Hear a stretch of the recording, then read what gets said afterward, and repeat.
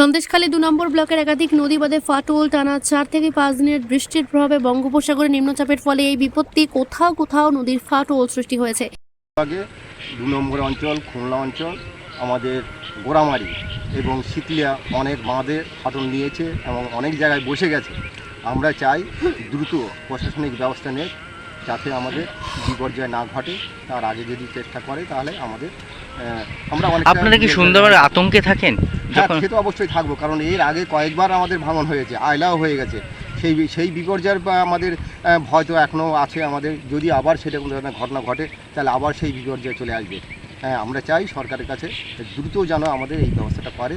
কতদিন থেকে বৃষ্টি হচ্ছে? বৃষ্টি আজকে প্রায় 1 সপ্তাহ ধরে বৃষ্টি হচ্ছে।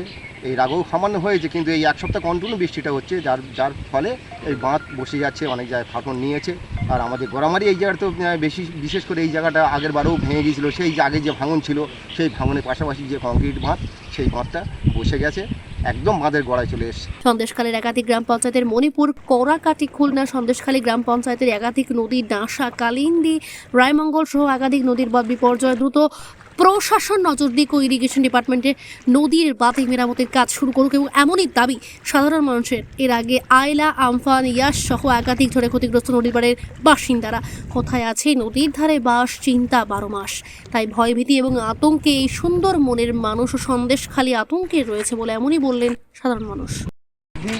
গ্রাম পঞ্চায়েতের মধ্যে দেখেছি আমরা এই নদী একাধিক 3-4 দিন টানা বৃষ্টির ফলে নদী বাঁধ সমস্ত নরম হয়ে যাচ্ছে এবং যেভাবে ফাটল দেখা দিচ্ছে, যে কোনো মুহূর্তে জল ঢুকে যেতে পারে।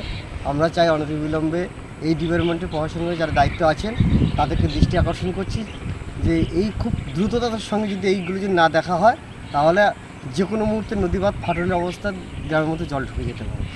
কোথায় কোথায়?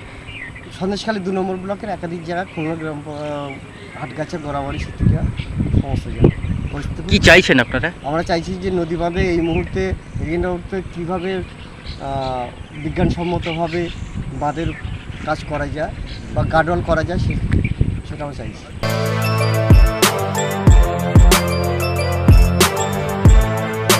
এখন অনেক বড় শ্রী লেদার্স, হাওড়া ময়দান।